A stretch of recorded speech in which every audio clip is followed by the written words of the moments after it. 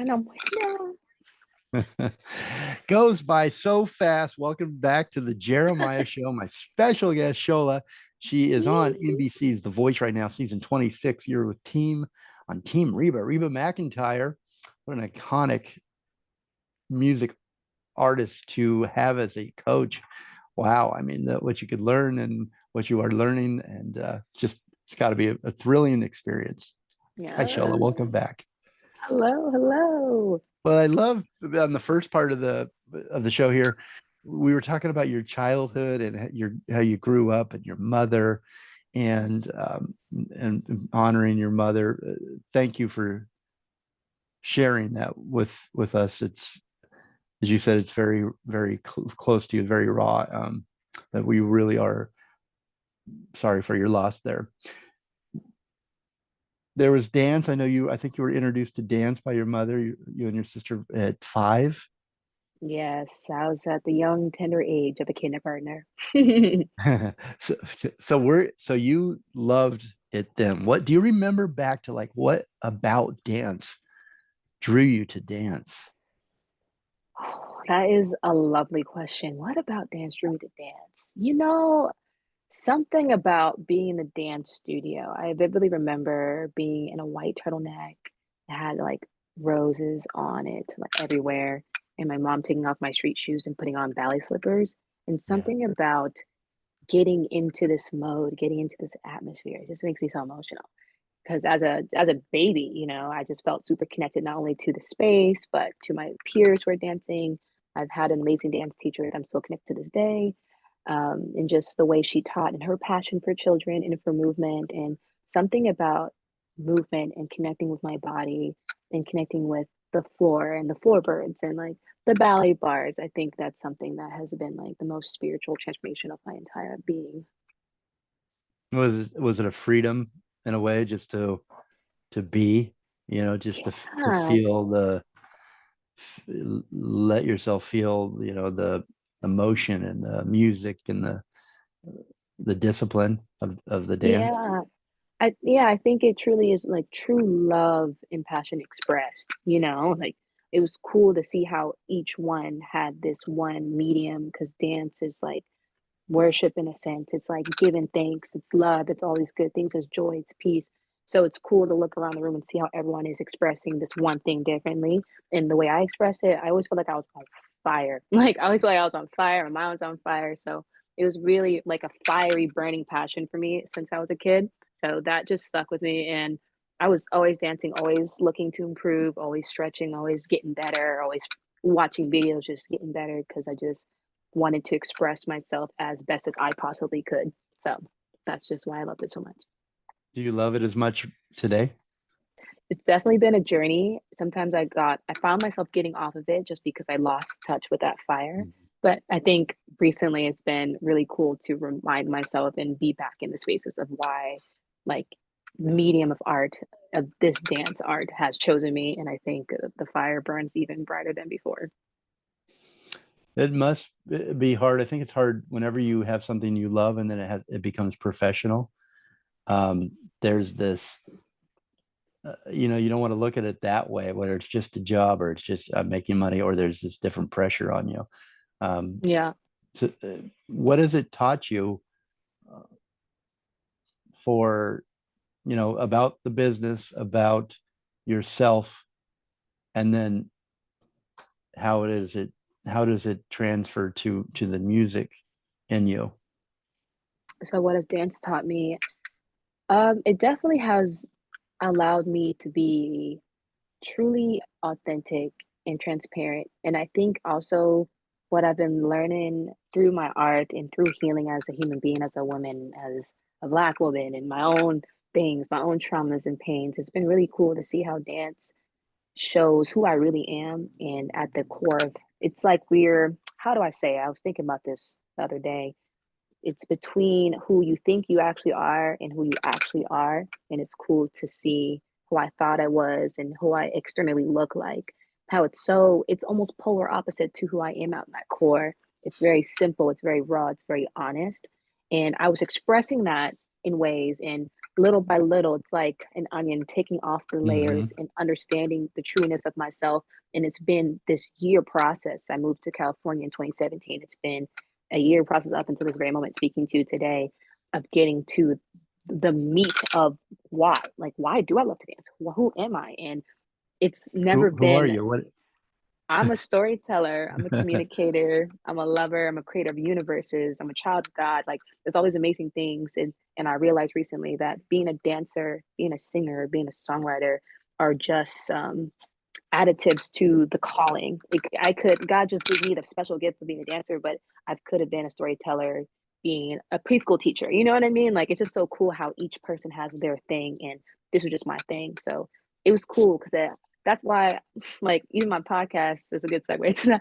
Like, thank you for going deeper. Like, I feel like Yeah, that's been my life's experience. Like, why am I a dancer? Like, what is the point of being this one thing? And getting deeper, that it's not about movement itself, it's about communicating to the people through it. And I was like, wow, like, it's just blowing my mind.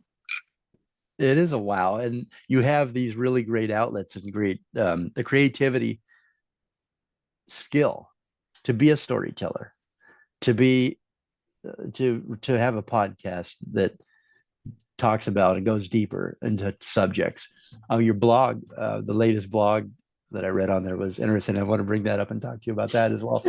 But I want to go back for a second. So you said, okay, I'm looking at who I thought, I hope I get this right.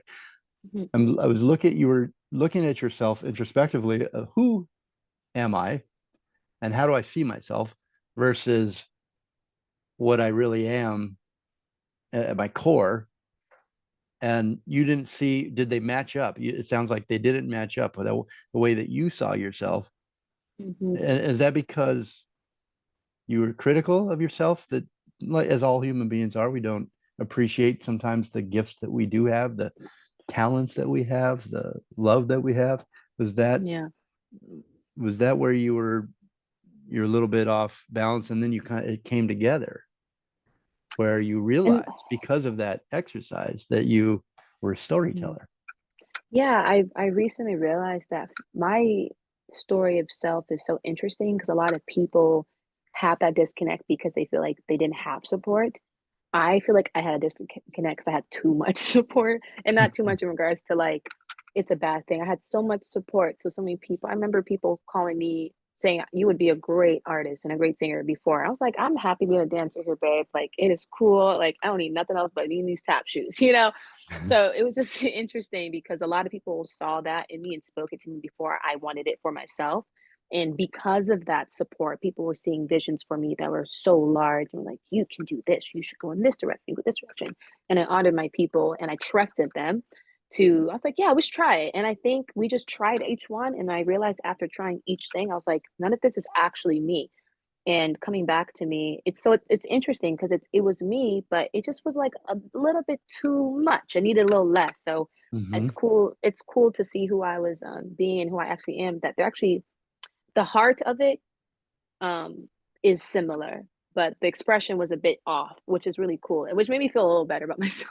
I was like, okay, so I'm not like way off. It was just like a switch of motives, a switch of intention, a switch of why. And once I got to do that for me, because I really believe that we all need to find that in ourselves. There's really no one that can tell you that. And I was waiting for that moment when it's True. internal, so nothing can get in the way. Same thing with dance. I remember telling my peers all the time, like, I need to love everything I do as much as I love dance. Like, I need to love it. And they're like, you don't have to, but it was not because of it being the practice, it's because of the why. Like, what is driving me? Like, if nobody watched, if nobody paid, if no one did anything, would you still do it? And I needed that. And I think through my It's a good journey, question to ask. I found that. Yeah. And that's why I was like, okay, yeah, this music thing really is for me. But I didn't have that before. And that's the beauty that I got to do with my community, my friends, through making art and meeting other artists. I got to find that. And I was like, yes, you feel the calling, but I wanted to know why so I can keep going when it got hard. I like that. And so what you just did, I get that right? That you, at the core, what you, when you did that exercise over time and really started to listen to yourself and what you wanted, did I get this right? That you're a storyteller at the core? Yes, at Okay. the core. Okay. I love that because if you back up as a fan of yours, as like any of your fans would, if you back up and you look at you and what you're all the different things that you are um, working on, and the different talents that you're expressing. Dance is an expression of storytelling. The Hmm. podcast is storytelling. You're telling stories through music. Yes. When I said it was the album is definitely a mood, it brings up to the listener emotions and moods, and so you're telling the story and putting people cinematically almost with their ears and audio. You're taking them on a journey. So Yeah. that all that all matches up. I love. Tell me about. We're going to take another quick break, but the blog. So you go deeper. What are some of the topics that you like to explore, storytelling wise? Yeah, I mean, it's really just my experiences, and I would say almost things that nudge a little bit at my insecurities or things that I see that bother me. And I realize that each of us have a thing that bothers us, and I feel like we are called to be a solution in some type of way. So my recent blog was about hair. I feel like that's been such a big conversation, especially industry, being a Black woman, and everyone's talking about like the whole wigs and natural hair, and I was like, I need to write about this. So that's been our most written blog, and getting to talk about it on the podcast, the verbal and audio line has been cool. I just wanted to give the voices that I love and I don't hear a chance to be seen. I don't really hear a lot of things about movement artists or stylists or choreographers. We hear a lot about Yeah, true. big movie productions and singers, Mhm. but we're also on the pole as well. I just wanted to give space, so that's where Thank You for Going Deeper came from. So that's the podcast, and then the blog. When you're referring to your latest, is that your real hair? Yeah. What's the story behind that? What that inspired that story? I got some really cool stories now that I'm talking to you, I'm realizing. But You yeah, do. I was on set one day. Well, a little backstory for those who don't know me.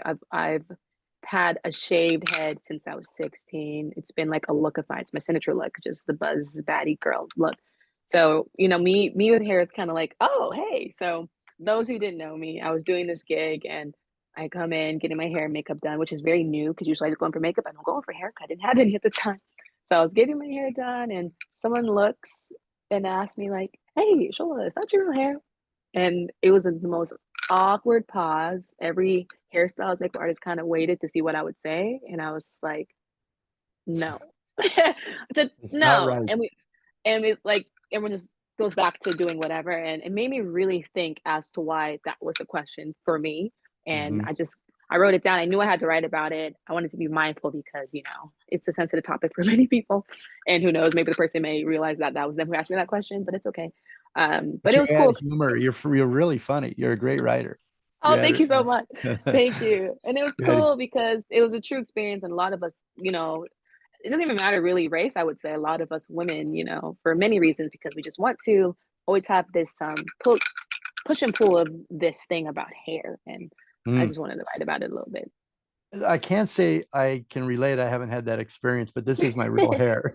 It's going gray. It's Glad, going I'm gray glad. overnight. But I do like it's sort of, and tell me if I'm off on this, but it's sort of like the things you shouldn't, the things that people just are, they don't get.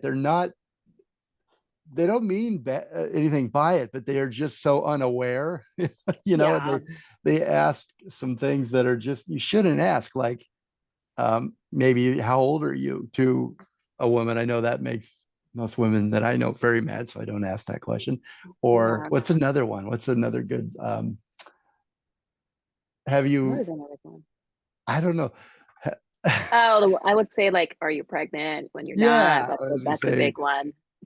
Yeah, yeah. Huge No, I one. just enjoyed a pint of Ben and Jerry's. Leave me alone. I get that too. Are you pregnant? I'm like, uh, no. yeah, but there are those kind of like those social faux pas, things that you don't want to ask a man or a woman or anyone. Just Yeah. politely keep it to yourself. Yeah.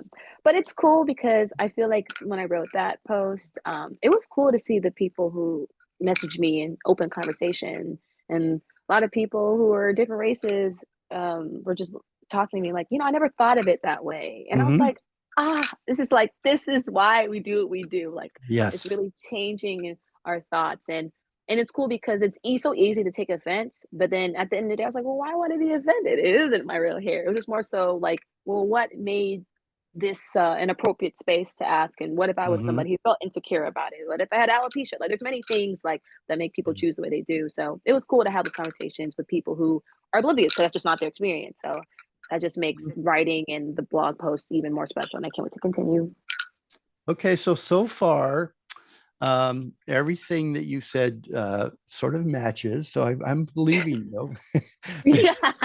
I believe you when you tell me that you are okay with things like questions like that, because you started out with I answer all my fans' messages, and now you're talking about, hey, I'm forgiving if because you're right, we actually look for reasons to get offended these days on with things that maybe we wouldn't have before. I don't know what's changed in the society where we're looking to get mad, we're looking to fight with someone, and you're saying, hey, this is me, I'm open, let's have a conversation, I want to have Mhm. conversations, Yeah, I'm a I really do. storyteller. Yeah. You're okay. So far, so good. Shola, Super two, super two. yeah, you're okay. We got to take another quick break, and we're gonna go to break with Shola's Changes. Really That's good a really song. good one. Yeah, it's a good one. It's a good one. Anything you'd like to say, or do you just want the music to speak for itself? For this one, I actually played a little guitar on this one. I'm not a guitarist. I'm very proud of my slight guitar work, so please enjoy. You will enjoy. Okay, so Shola is my special guest today. She's on NBC's The Voice season 26, while on Team Reba. And NBC's The Voice is I don't know, it's a music talent show, really, but it's hip hop and jazz icons. Snoop Dogg and Michael Bublé join legendary returning coaches Gwen Stefani and Reba McEntire for an incredible new season. The superstar genre defying coach panel will guide the country's best undiscovered artists from the thrilling blind auditions through the live performances. And in the end, one unforgettable new singer will be crowned the voice. Shola's on The Voice. You can track it at Instagram, NBC The Voice. Shola, is there anything that listeners can do to help right now? Is there anything just support? How can they support you? How can we support you? Oh, I mean, just listen to the music, listen to the other amazing artist music on The Voice as well. Mhm. And if you feel connected and, send some love, a comment or a Support. DM. Yeah, people would love to just know that their work is reaching people. So that would be the most support that we would love. Okay. Shola, Winning Streak. That's the album, her debut album. And what a debut. Check it out. Spotify, all music platforms, and here during the interview. It's great. It's really a great album and debut album at that. Go to TSOLA system.com for Shola's information. A lot of good stuff there. And on Instagram, follow her and support her on her journey through life, through music, dance, and storytelling on TSOLAS system on Instagram. We'll be right back.